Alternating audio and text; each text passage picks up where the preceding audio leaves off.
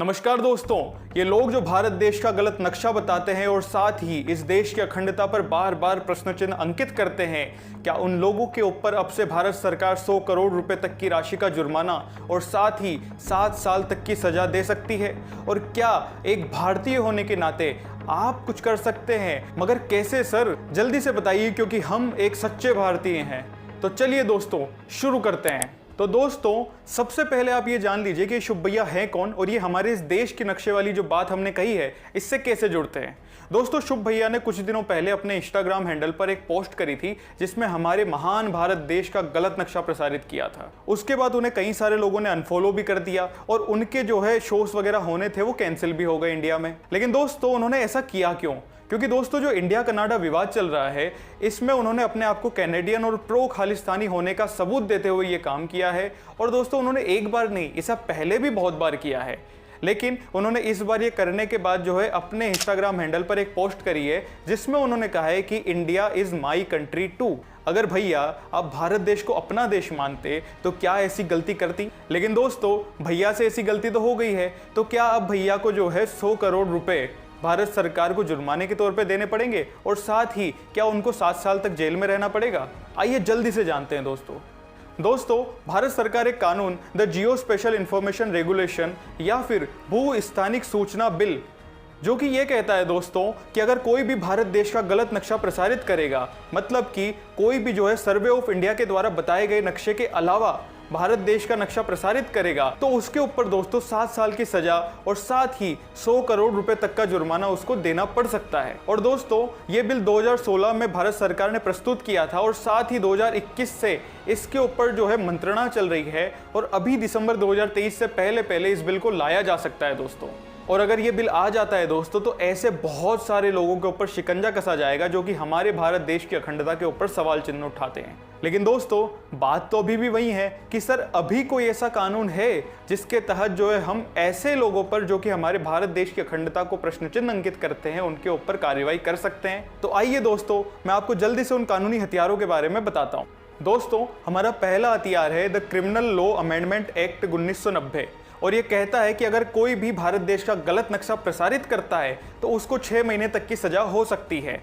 और ऐसे लोगों को सजा दिलाने के लिए दोस्तों आपको ज़्यादा कुछ नहीं करना, सिर्फ एक ईमेल करना है।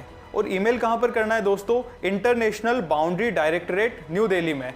और इसकी ईमेल आईडी है दोस्तों ibt.tli.soi@government.in। सीधे तौर पर आप ईमेल पर जाइए और वहां पर जो है आप डिटेल के साथ उस स्क्रीनशॉट को डाल दीजिए जिसपे कि भारत देश का गलत नक्शा बताया गया हो। और दोस्तों वो लोग आपको 2 दिन के अंदर जो है वापस से मेल कर देंगे कि उन्होंने इस पर कार्यवाही क्या करी है। लेकिन दोस्तों हमारे पास दूसरा हथियार भी है, आईटी एक्ट, मतलब कि इंफॉर्मेशन टेक्नोलॉजी एक्ट के सेक्शन 66F के साथ, जो कि ये बात करता है कि कोई भी अगर सोशली ऐसी पोस्ट करता है जिसके तहत हमारे भारत देश की अखंडता को खतरा होता है तो उसको जो है लाइफ इम्प्रिजमेंट, मतलब कि उम्र कैद की सजा भी हो सकती है।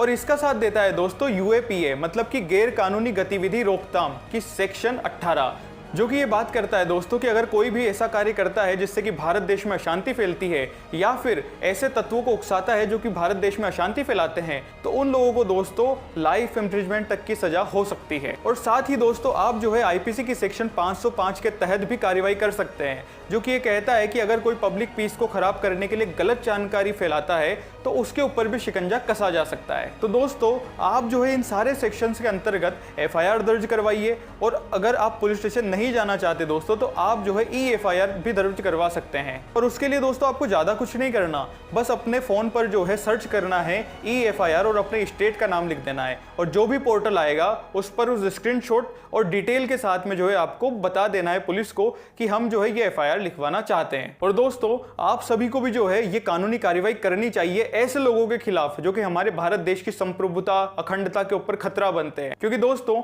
भारतीय संविधान हमें हमारे विचार व्यक्त करने की, हमें बोलने की आजादी तो देता है, मगर वो साथ ही ये भी कहता है कि अगर कोई भी भारत देश की अखंडता के ऊपर खतरा बनता है तो उसे बख्शा नहीं जाएगा। और हाँ, अगर वो फॉरेनर भी है तो वो भी बख्शा नहीं जाएगा, क्योंकि हमारा इंडियन क्रिमिनल लॉ ये कहता है दोस्तों कि अगर कोई फॉरेनर भी ऐसा कोई कार्य करता है जिससे भारत देश की अखंडता के ऊपर प्रश्न चिन्ह अंकित होते हैं, तो उसके ऊपर भी जो है इंडियन लॉ के अनुसार कार्रवाई की जा सकती है। और साथ ही दोस्तों मैं आपसे ये भी गुजारिश करना चाहूंगा कि शुभ या फिर कनाडा में जो खालिस्तानी बैठे हैं उन लोगों ने जो किया है उसके कारण हम उन लोगों पर प्रश्न चिन्ह अंकित ना करें जिन लोगों ने इस भारत माटी को सबसे ज्यादा शहादतें दी है और अपने खून से सींचा है, और उन लोगों के बिना इस भारत देश की अखंडता का स्वप्न देखना भी असंभव है। तो प्लीज दोस्तों आपसे गुजारिश है कि आप ऐसी सारी गतिविधियों से बचें जो कि हमारे भाइयों के ऊपर प्रश्न चिन्ह अंकित करती हो।